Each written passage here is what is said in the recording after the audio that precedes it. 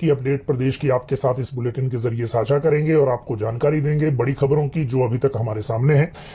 देखिए, आज मुख्यमंत्री सुखविंदर सिंह सुक्खू विंटर कार्निवल के शुभारंभ के लिए मनाली में थे। कुछ घोषणाएं वहां की है और ये स्पेसिफिक है हालांकि मनाली विंटर कार्निवल के लिए, लेकिन उसके अलावा सुबह सुबह जो एक ऑर्डर हुआ था वो डीजीपी संजय कुंडू को उनके पुलिस प्रमुख के पद से हटाने के लिए था।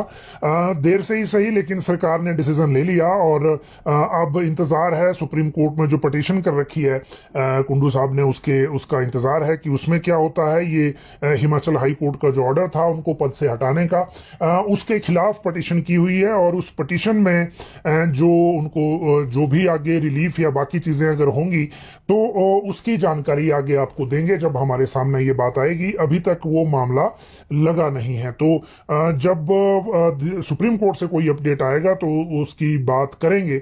लेकिन अभी जो आज का राज्य सरकार का ऑर्डर है जिसको लेकर मुख्यमंत्री को मनाली से ये कहना पड़ा कि हमने कुंडू को हटाया नहीं है बल्कि उनको प्रमोट किया है। अब आपको पूरी बात बताएंगे कि प्रमोट किया है, हटाया है या किस तरह से ये केस आगे बढ़ रहा है। जहां तक बात ट्रक हड़ताल के कारण जो दिक्कत आई है या फिर ट्रक हड़ताल के कारण जो सप्लाई चेन प्रभावित हुई है उसका हिमाचल में असर देखने को मिला है, उसकी भी बात करेंगे। जो अभी भी जो पेट्रोल पंप हैं वो ड्राई हैं, स्कूल बंद करने पड़े हैं, अलग अलग हिस्सों में अलग अलग असर हुआ है इस हड़ताल का। और जो बसों पे असर पड़ा है वो अलग, पेट्रोल डीजल की राशनिंग करनी पड़ी है। और साथ में आपको ये भी बताएंगे कि कब तक ये मामला अब शॉर्ट आउट होने की जो उम्मीद है, कि कब तक ये ट्रक हड़ताल रहेगी और कब इसमें कोई राहत की उम्मीद आप कर सकते हैं। ये दो चीजें की जानकारी आपको देंगे। जीओए 817 के मामले में एक आपको बड़ी अपडेट देंगे, क्योंकि आज एक तो मुख्यमंत्री ने मनाली की अपने संबोधन में फिर से कहा है कि राज्य सरकार 817 का रिजल्ट घोषित करने के लिए कोशिश कर रही है, जल्दी घोषित कर दिया जाएगा। लेकिन हिमाचल हाई कोर्ट से खबर अच्छी नहीं है, वो आपको आगे बताएंगे। सैलरी का मैसेज देखिए नहीं आया है और ये बात हो रही है बिजली बोर्ड की। हमने आपको 2 रोज पहले बताया था कि एचआरटीसी में लगातार तीसरा महीना है, यानी कि हैट्रिक है, कि 1 तारीख को सैलरी और पेंशन डिलीवर हो रही है कर्मचारियों को, जहां पहले 15 से 20 तारीख भी हो जाती थी। लेकिन बिजली बोर्ड में जहां 15,000 के आसपास के कर्मचारी हैं और पेंशनरों की संख्या भी इनकी 7-8 हजार से के आसपास है, इनको जो सैलरी और पेंशन नहीं मिली है। अब देखिए, मतलब हालत ये है कि ओल्ड पेंशन मांग रहे थे, ओल्ड पेंशन के तो क्या मिलनी, लेकिन सैलरी भी डिले हो गई। आज 2 तारीख हो गई है। 1 तारीख को जो सैलरी का मैसेज सरकारी कर्मचारियों को आता है मोबाइल पर, वो जो है बिजली बोर्ड के कर्मचारियों को नहीं आया है।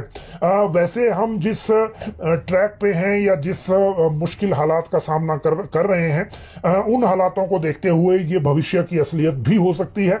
हालांकि अभी ये मामला सिर्फ बिजली बोर्ड तक सीमित है। बिजली बोर्ड में दरअसल जो बोर्ड का कहना है कि हमने हिमाचल सरकार से जो क्वार्टरली पेमेंट होती है वो 270 करोड़ के आसपास लेनी थी, उसमें से अगर इलेक्ट्रिसिटी ड्यूटी जो है वो सरकार अपने यहाँ एडजस्ट कर ले, जो बिजली बोर्ड रिकवर करता है इंडस्ट्री से या बाकी लोगों से, उसको भी काट दें तो भी 170 करोड़ बिजली बोर्ड को आना था, जो नहीं आया। सचिवालय में चेज कर रहे हैं, फाइनेंस सेक्रेटरी छुट्टी चले गए हैं, जिनको चार्ज दिया है वहां पर जो बिजली बोर्ड ने अपने लोग वहां लगा रखे हैं, अधिकारी वहां गए हुए हैं, उस फाइल को चेज कर रहे हैं क्योंकि उसमें देरी हो गई। और अब हालत यह है कि लगातार दूसरा दिन है जब सैलरी नहीं मिली, और जब तक ये फाइल सचिवालय से क्लियर नहीं होती तो उसकी आगे फिर आपको बताएंगे कि ये क्या इसमें होता है। देखिए, बाकी जो मामले आप देख रहे हैं उनको लेकर अगर बात करें तो सबसे पहले क्योंकि हम बॉटम से शुरू करते हैं तो अनुराग ठाकुर के दौरे की बात कर लेते हैं।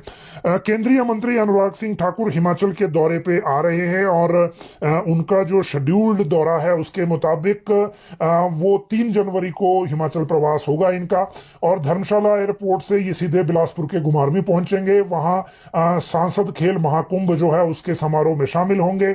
हमीरपुर जिले के झारलोग स्थित ठाकुर गेस्ट हाउस में भोरंज मंडल के सेक्टर प्रभारियों के साथ बैठक भी है। अगला शेड्यूल इनका बाद में आएगा, तो जितना अभी तक है उसकी जानकारी मैंने आपको दी। कल मुख्यमंत्री, क्योंकि आज मुख्यमंत्री विंटर कार्निवल मना मनाली में थे, और कल जो है वो, क्योंकि आज शाम को शिमला आने के बाद कल नाहन जाने का कार्यक्रम है पहले, और नाहन जाने के बाद फिर दिल्ली जाने का कार्यक्रम भी है। नाहन में क्योंकि सिरमौर में जो हाटी को लेकर कल नोटिफिकेशन सरकार ने की है, जिनको ट्राइबल स्टेटस मिल गया भारत सरकार से, जो इनकी क्लैरिफिकेशन है वो आ गई थी, और उसके बाद इनको ट्राइबल स्टेटस मिल गया। ट्राइबल स्टेटस मिलने के बाद अब कल मुख्यमंत्री वहां जाके खुद बात करेंगे, कि ऐलान घोषणा भी करेंगे कि हमने क्या किया और क्या लोग डिमांड कर रहे थे इन दोनों चीजों को लेकर। और जो बाकी इसके साथ अपडेट है वो फिर कल ही पता चलेगी कि वहां सीएम क्या घोषणा करते हैं। और उसके बाद सीएम ने जाना है दिल्ली, क्योंकि दिल्ली भारत सरकार में आपदा राहत की जो एक्स्ट्रा मनी और सरकार डिमांड कर रही है उसकी बात करेंगे, और इसके साथ फिर दूसरी बात करेंगे जो पावर प्रोजेक्टों को लेकर हिमाचल सरकार का पक्ष है, जिसमें राज्य सरकार का जो हिस्सेदारी है उसको बढ़ाने की बात मुख्यमंत्री कर रहे हैं। उपराष्ट्रपति आ रहे हैं हिमाचल, हमीरपुर के एनआईटी में, कैरियर पॉइंट यूनिवर्सिटी और एक दो और संस्थानों का ये कार्यक्रम है, और इसमें जो जगदीप धनखड़ हैं उनका प्रोग्राम इशू हो गया है। आज सचिवालय में मुख्य सचिव की अध्यक्षता में ये बैठक थी। इन तैयारियों को लेकर, प्रेपरेशन को लेकर उपराष्ट्रपति कार्यालय से जो प्रोटोकॉल आया है उसके मुताबिक तैयारियों को लेकर ये बैठक हुई है, और इसमें ये जो तैयारियों के निर्देश मुख्य सचिव ने दिए हैं, मुख्यमंत्री सुखविंदर सिंह सुक्खू और गवर्नर जो शिव प्रताप शुक्ल हैं वो शामिल होंगे सीएम की अगवानी, उपराष्ट्रपति की अगवानी में इस कार्यक्रम का हिस्सा भी बनेंगे। और जो जब तक उपराष्ट्रपति रहेंगे तब तक दोनों इस कार्यक्रम में बने रहेंगे। एनआईटी हमीरपुर के कैंपस में ये होगा। शास्त्री भर्ती की अपडेट आपको बता दें, शास्त्री की जो काउंसलिंग की डेट है वो 5 से 8 के या 8 से 11 या 8 से 10 अलग अलग जिलों ने घोषित कर दी है, दोबारा बहाल जब हो गई थी उसके बाद।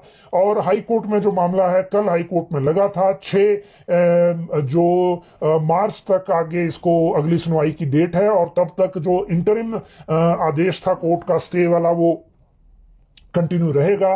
तो ये शास्त्री की अपडेट है। टीजीटी की और जेबीटी के लिए जब उनकी कंप्लीट हो जाएगी कंसोलिडेशन, लगभग अब वो होने वाली है, इसी हफ्ते ये प्रक्रिया पूरी हो जाएगी, और उसके बाद पोस्टिंग से पहले एक तो राज्य सरकार से अनुमति लेनी होगी और दूसरी तरफ हिमाचल हाई कोर्ट से भी परमिशन लेनी होगी, क्योंकि दोनों के मामले कोर्ट में चल रहे हैं भर्ती नियमों से रिलेटेड।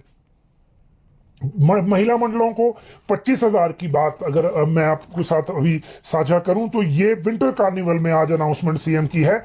ये लिमिटेड है उन महिला मंडलों के लिए जो आज प्रतिभागी समूहों में शामिल हैं या विंटर कार्निवल में शामिल हो रही हैं। आपको पता है मनाली विंटर कार्निवल में जो लोकल आसपास की जो महिला मंडल होते हैं उनकी महिलाएं अलग अलग जो झांकियां हैं वो निकालती हैं, कार्यक्रमों में शामिल होती हैं, उन्हीं की से उन्होंने ही वो सारा प्रेजेंटेशन किया होता है, प्रेपरेशन उनकी होती है। तो इनको जो प्रोत्साहन राशि 20,000 रुपए मिलती थी उसको बढ़ाकर 25,000 रुपए कर दिया गया है। ये आज मुख्यमंत्री ने घोषणा की।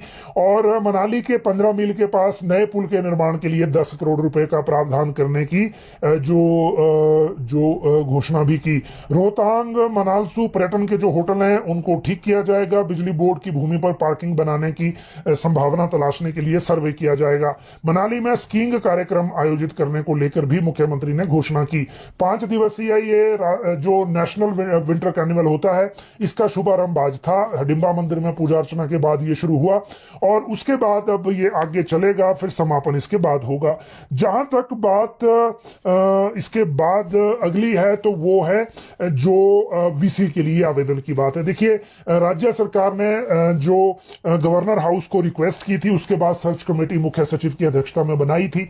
एचपीयू शिमला और एसपीयू मंडी दोनों को लेकर नए कुलपतियों की तलाश है। और एसपीयू मंडी के लिए जो टोटल आवेदन थे 74 के आसपास थे। धर्मशाला विंटर सेशन के दौरान सर्च कमेटी की बैठक हुई, उन्होंने स्क्रीनिंग में सिर्फ 25 शॉर्टलिस्ट किए। इन 25 को अब इंटरैक्शन के लिए बुलाया जाएगा सर्च कमेटी के सामने। और जहां तक एचपीयू की बात है तो 31 दिसंबर तक जो आवेदन की तिथि बढ़ा दी गई थी, तो यहां 100 आवेदन हो गए हैं एक पद के अगेंस्ट। और इसको लेकर अब सर्च कमेटी की बैठक होनी है, उसके बाद तय होगा कि जो आगे बात किस तरह से इसमें आगे बढ़ेगी। तो दोनों विश्वविद्यालयों के लिए जो कुलपति की सिलेक्शन का प्रोसेस है वो कहां तक पहुंचा है वो हमने आपको